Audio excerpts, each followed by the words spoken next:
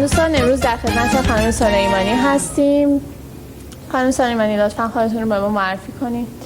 در واقع من سپیده حاجی قاسمی هستم، همسر آقای سلیمانی. البته منو همه به نام خانم سلیمانی میشناسن چون همسرم دوچرخه سوار بوده از دهه 80 و بعد از ازدواجمون من دوچرخه سواری یاد گرفتم و کم کم باهاش همسفر شدم، واسه همین همه منو به نام سلیمانی میشناسن. شما دوچرخه سواری حرفه‌ای رو گفتین بعد از ازدواجتون شروع کردین، میتونید بگین چه سالی بودش؟ تقریبا چند سال دوچرخه سواری میکنین؟ من از سال، اگه اشتباه نکنم، سال 94 95 بود که شروع کردم و تو 28 سالگی کار آسونی نبود.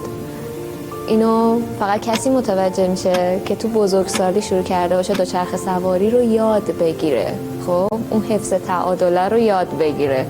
و بچه‌ها وقتی شروع میکنن دوچرخه سواری یاد گرفتن تصوری از زمین خوردن ندارن، براشون فانه، ولی خب وقتی میخوایی تو بزرگسالی شروع کنی خیلی چیز عجیبیه. من تدریس میکنم ریاضی. تا حالا به کجا سفر داشتین؟ قلعه علموت رو رفتیم، سفرهای داخلی بود. بعد از اون ارمنستان، گرجستان، شمال ترکیه رو رفتیم. آخرین سفری هم که سال گذشته بود، یا فکر می‌کنم بیشتر از یک سال گذشته ازش، کویر رو رفتیم، کویر مصر رو. بعد رفتیم سمت یزد. برخورد مردم ایران با دوچرخه سواری چطوریه؟ خیلی بهتر شده، خیلی بهتر شده، خیلی خوب شده.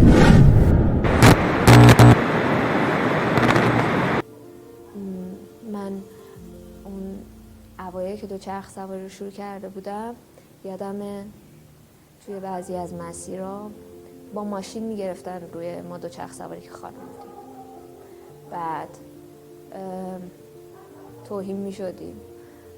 ولی الان خیلی خوب شده، مردم دوچرخه سوارا رو خیلی خوب باشون برخورد میکنن. کلی خانم دوچرخه سوار داریم، من کیف میکنم میبینم، اصلا ذوق میکنم. این کشورهایی که سفر داشتین، فرهنگ کدوم کشور به نظرتون جذاب‌تر و دلنشین‌تر بود؟ کدومشو بیشتر دوست داشتین؟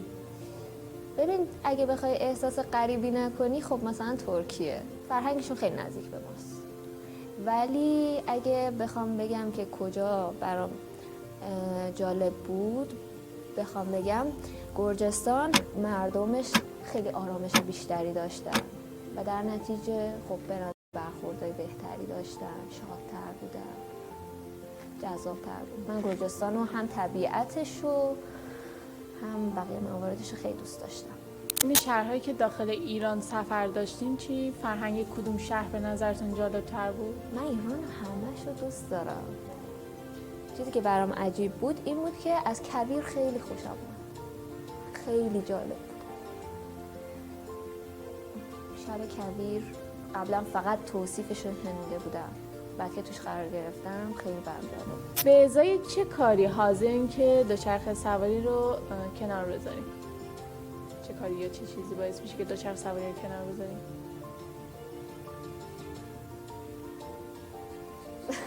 نداریم نداریم همچین موردی. شما خودتون با چه دوچرخه‌ای سفر میکنید؟ ببین، ما یه دوچرخه دو نفره داریم. شما خودتون با چه دوچرخه‌ای سفر میکنید؟ ببین، ما یه دوچرخه دو نفره داریم. یه دوچرخه دارم که بعد دوتا هم تک نفره داریم. بعد با هر دوش سفر رفتم، هم با دوچرخه دو نفره هم با دوچرخه خودم. کدومش به نظرتون راحت تره؟ دوچرخه دو نفره راحت تره یا دوچرخه تک نفره؟ دوچرخه تک نفره سریع تری. خب همه فکر می‌کنن دوچرخه دو نفره مخصوصا برای من که مثلا عقب میشینم خب آسون تره. خب واقعیتش اینجوری نیست، دوچرخه دو نفره سنگین تره، ولی از باب این که خب نفر جلویی اگر که خیلی حرفه‌ای باشه و کنترل دوچرخه همیشه دستش باشه، از این بابت که خب نفر پشت سری من به عنوان کسی که پشت سر میشینم کنترل دوچرخه دیگه دستم نیست، میتونیم بگیم که این از این بود میشه گفت یکم ساده تره. فکر می‌کنم مشکل کنترل رو توی سربالایی ها هم داشته باشین. تو سربالایی ها دوچرخه تکی خیلی راحت تره. تو استارت زدنت خب مثلا تو سربالایی ببین مثلا تو سفر که میری ممکنه ساعت ها تو سربالایی رکاب بزنی، اصلا مثلا یک روز کامل تو فقط سربالایی رکاب بزنی. خب بعد وقتی که تو استاپ میکنی استراحت میکنی دوباره که میخوای استارت بزنی تو سربالایی خیلی سخته. بعد استارت زدن با یه دوچرخه تک نفره که سبک‌تره خیلی ساده تر، خیلی راحته. خیلی ممنون از وقتی که برای ما گذاشتین و تجربی که با ما در میون گذاشتین، خیلی ارزشمند بود.